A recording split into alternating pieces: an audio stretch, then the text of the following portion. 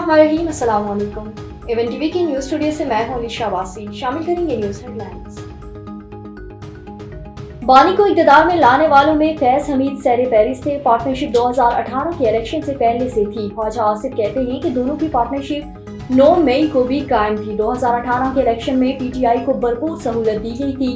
वक्त साबित करेगा कि किस तरह सियासी मुखालिफिन पर जुल्म किया गया। चेयरमैन सेनेट और दीगर इलेक्शन में भी फैज हमीद का किरदार है। बानी के मिलिट्री ट्रायल का फैसला कानून करेगा। शवाहिद सामने आएंगे, उसके बाद मामला दाएं बाएं किया जा सकेगा। ख्वाजा आसिफ को उनके अपने लोग संजीदा नहीं लेते। ख्वाजा आसिफ ने असेंबली में मुझ पर साथी हमले किए। उमर अयूब का रद्द-ए-अमल। सलमान अकरम बोले कि फैज हमीद के साथ बानी को जोड़ने की कोशिश खतरनाक है। आइन और कानून के मुताबिक चलना होगा। किसी के साथ भी मुज़ाकरात करने के लिए तैयार हैं। एहतजाज के लिए कोई दरख्वास्त नहीं मिली, मुतबादिल जगह दी, मगर डी चौक की तरफ मार्च जारी रखा गया। पीटीआई के खिलाफ तौहीन अदालत की दरख्वास्त पर समाअत। सेक्रेटरी दाखिला ने जवाब इस्लामाबाद हाई कोर्ट में जमा करा दिया। अदालत की तौहीन का सोच भी नहीं सकते। आईनी बेंच में 1996 की फोन डंपिंग केस की समाअत। क्या फोन डंपिंग के लिए सिर्फ एक जज इजाजत दे सकता है? क्या किसी जज को इस मकसद के लिए नोटिफाई किया गया?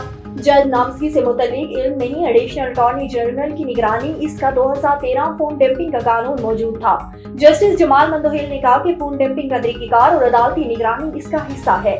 चीफ जस्टिस मामले के चैम्बर से शुरू हुआ। कानून मबहम मुकदमे का असर बहुत से मुकदमात पर होगा।